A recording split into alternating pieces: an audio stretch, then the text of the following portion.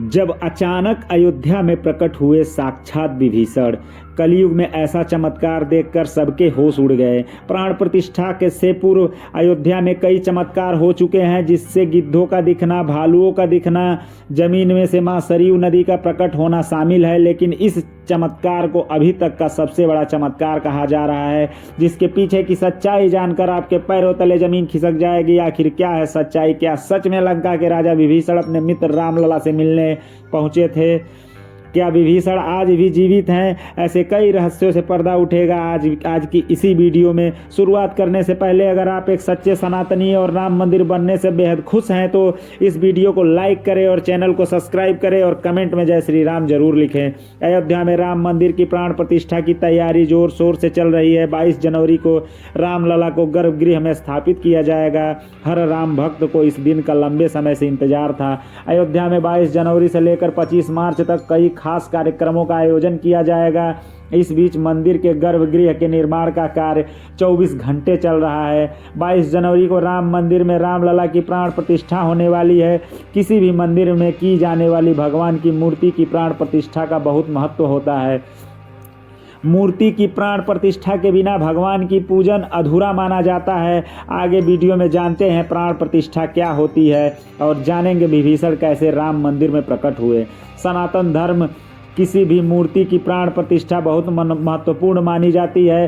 प्राण प्रतिष्ठा मूर्ति स्थापना के समय किया जाता है। किसी भी मूर्ति की स्थापना के समय उस प्रतिमा रूप को जीवित करने की विधि प्राण प्रतिष्ठा कहलाती है। प्राण शब्द का अर्थ जीवन शक्ति और प्रतिष्ठा का अर्थ स्थापना होता है। ऐसे में प्राण प्रतिष्ठा का अर्थ जीवन शक्ति की स्थापना करना या देवता को जीवन में लाना होता है। बिना प्राण प्रतिष्ठा के कोई भी मूर्ति पूजा के योग्य नहीं मानी जाती है। मान्यता है कि प्राण प्रतिष्ठा के जरिए मूर्ति में जीवन शक्ति का संचार होता है और वह मूर्ति देवता के रूप में बदल जाती है। अर्थात अब साक्षात प्रभु श्री राम मंदिर में निवास करने वाले हैं और जब स्वयं प्रभु एक बार अयोध्या आ रहे हैं तो उनके प्रिय मित्र और भक्त विभीषण कैसे पीछे रह सकते हैं? क्योंकि जब प्रभु श्री राम ने रावण का वध किया था, लंका पर विजय पाई थी और पुष्पक विमान के जरिए फिर से अयोध्या लौटे थे, तब प्रभु श्री राम के साथ विभीषण भी अयोध्या आए थे। इसके बाद उन्होंने लंका का राज सिंहासन संभाला और लंका के राजा बन गए। यानी प्रभु श्री राम की भक्ति उनके लिए बहुत भाग्यशाली है, क्योंकि जो राम की शरण में आ जाता है उसका उद्धार निश्चित है। लेकिन क्या विभीषण आज भी जिंदा है? इसका जवाब आपको आगे की वीडियो देखकर पता चलेगा। हिंदू धर्म के पौराणिक कथाओं के अनुसार माना जाता है कि 8 महान विभूतियाँ सशरीर आज भी जीवित है, जिनमें से कुछ रामायण काल के हैं तो कुछ महाभारत काल के तथा कुछ विभूतियाँ उससे भी पहले के काल के हैं। पौराणिक मान्यता के अनुसार विभीषण, अश्वत्थामा, बाली, वेदव्यास, हनुमान, श्री कृपाचार्य, भगवान श्री परशुराम और मार्कंडेय ऋषि चिरंजीवियों में शामिल है। चिरंजीवी का अर्थ होता है जो सृष्टि के अंत तक जीवित रहे और जिसकी उम्र भी ना बढ़े, और विभीषण भी इन्हीं चिरंजीवियों में से एक हैं जो आज भी इस धरती पर मौजूद हैं और अनंत काल तक जीवित रहेंगे। लेकिन यह वरदान आखिर उन्हें किसने दिया, ये बड़ा जानने का विषय है। भगवान राम के अनन्य भक्त विभीषण बाल्यकाल से ही धर्मपरायण रहे। वह अपने बड़े भाई रावण के धर्म विरुद्ध कार्यों का विरोध भी करते थे। उन्होंने लंका युद्ध में भी धर्म का पालन करते हुए भगवान श्री राम का साथ दिया। इसलिए प्रभु श्री राम ने सृष्टि के अंत तक अजर अमर रहने का वरदान दिया। जब कलयुग का अंत होगा तो उस समय भगवान विष्णु फिर से अवतार लेंगे और जिनका नाम कल्कि होगा, तब वे 8 चिरंजीवी भगवान कल्कि का साथ देंगे और फिर से सतयुग की स्थापना करेंगे। इसका मतलब यही निकलता है कि विभीषण आज भी जीवित हैं, लेकिन उन्हें प्राण प्रतिष्ठा से पहले राम मंदिर में कब देखा गया और कहाँ, आगे वीडियो जो हम आपको बताने वाले हैं, वीडियो में जो हम बताने वाले हैं उसे सुनकर आपके होश उड़ जाएंगे। यह घटना 11 जनवरी 2024 रात्रि 12 बजे की है। रोजाना की तरह सभी मजदूर गर्भगृह का कार्य करके अपने जगह पर विश्राम कर रहे थे। तभी मजदूरों को मंदिर के अंदर से प्रभु श्री राम के नाम का जाप की आवाज़ सुनाई दी। अभी किसी भी अन्य व्यक्ति को राम मंदिर में अनुमति नहीं है, तब उन्हें ऐसा लगा आसपास के मंदिर द्वारा उन्हें आवाज़ सुनाई दी है। तो सभी मजदूर रात्रि में फिर वापस सो गए, लेकिन सुभाष नाम के एक व्यक्ति को लगातार यह बात खटक रही थी। उसे यह आवाज़ राम मंदिर से ही आती प्रतीत हो रही थी। तो उसके मन में जानने की उत्सुकता हुई, आखिर इतनी रात को राम मंदिर के अंदर राम नाम का जाप कौन कर रहा है।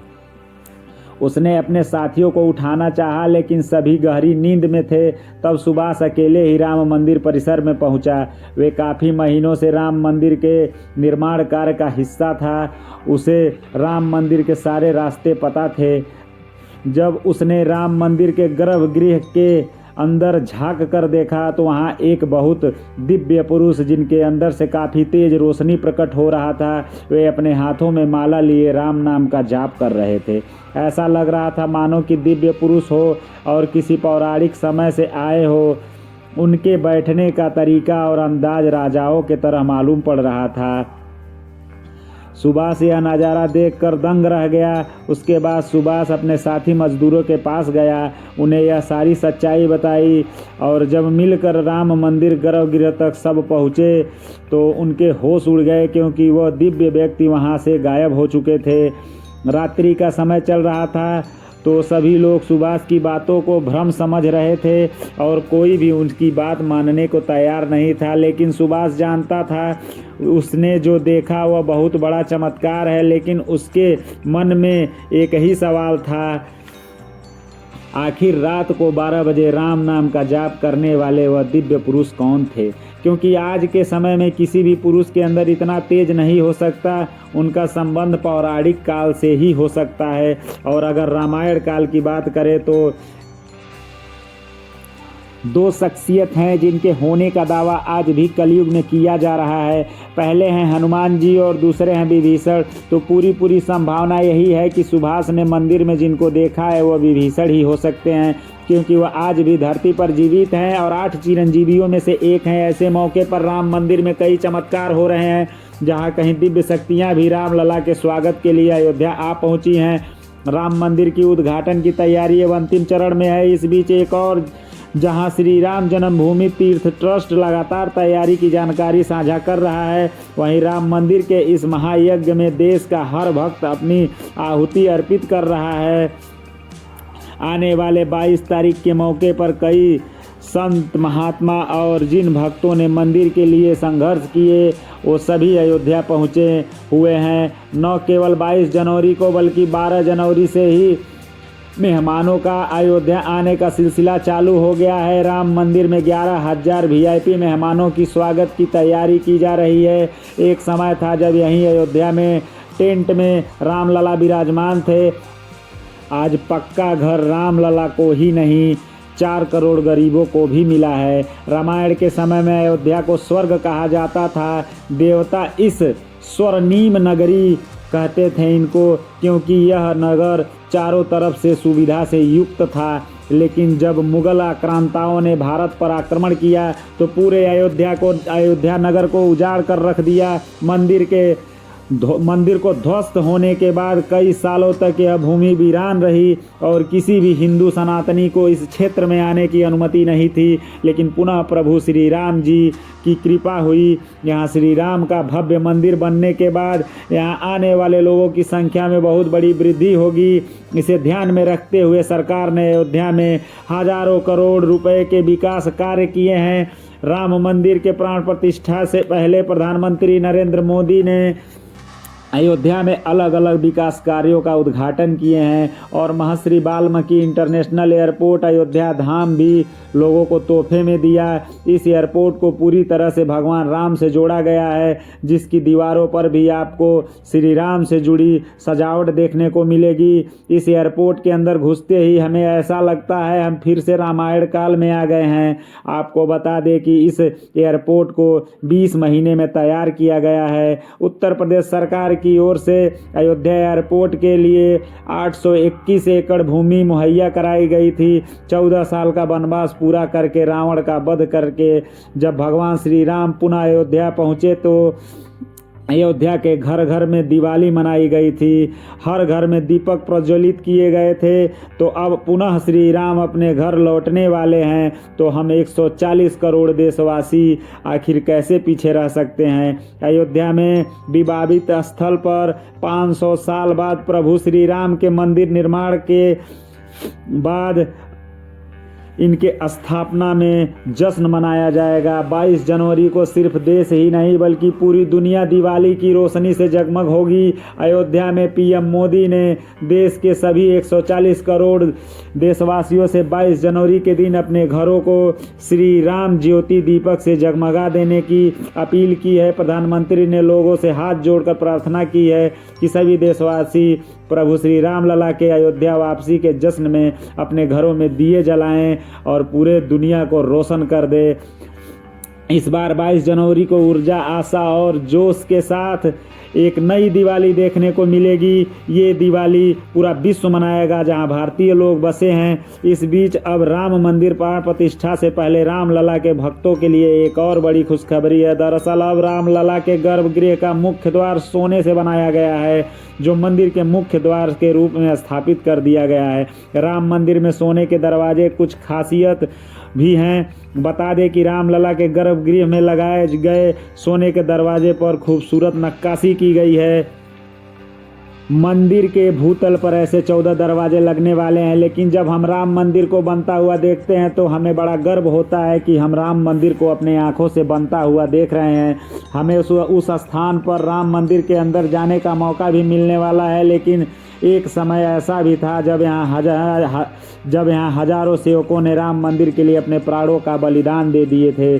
1528 ईस्वी में श्री राम मंदिर को बाबर के आदेश से उसके सेनापति मीर बाकी ने गिराकर वहाँ एक मस्जिद बना दी। इसके बाद से हिंदू समाज एक दिन भी चुप नहीं बैठा, वह लगातार इस स्थान को पाने के लिए संघर्ष करता रहा। 23 दिसंबर 1939 को हिंदुओं ने वहाँ रामलला की मूर्ति स्थापित कर पूजन और अखंड कीर्तन शुरू कर दिया।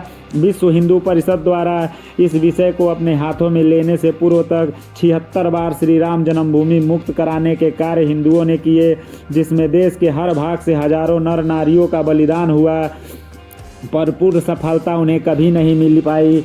2 नवंबर 1990 को तत्कालीन मुख्यमंत्री मुलायम सिंह यादव की सरकार में कार्य सेवकों पर पुलिस ने बर्बरतापूर्वक गोलियां चलाई थी, जो कि सच में एक निंदनीय घटना है। उस समय अयोध्या के वासुदेव गुप्त, राजेंद्र धरीकर, रमेश पांडे और कोलकाता के दोनों कोठारी बंधुओं सहित अनेक कार्य सेवक इसमें शहीद हो गए। आप इन्हें कमेंट करके श्रद्धांजलि जरूर दीजिए। लेकिन दोस्तों कहते हैं जो सच होता है वो स्प्रिंग की तरह होता है, उसे जितना दबाओ उतना तेजी से वो वापस आता है। 9 नवंबर 2019 का दिन सुनहरे अक्षरों में दर्ज किया गया जब सुप्रीम कोर्ट की 5 जजों वाली बेंच ने ऐतिहासिक फैसला सुनाया और विवादित जमीन हिंदू पक्ष को मिली।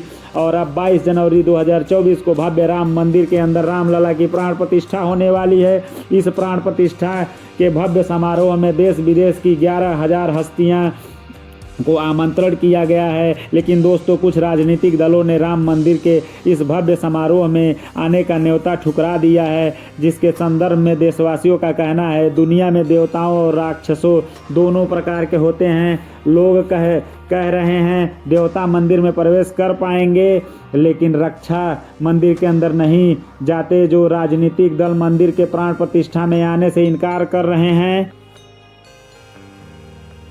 इन्हें राक्षसों से जोड़कर देखना गलत नहीं होगा। जल्द ही श्री राम मंदिर आम जनता के लिए खोल दिए जाएंगे। मैं उम्मीद करता हूँ आज का वीडियो आपको ज़रूर पसंद आई होगी।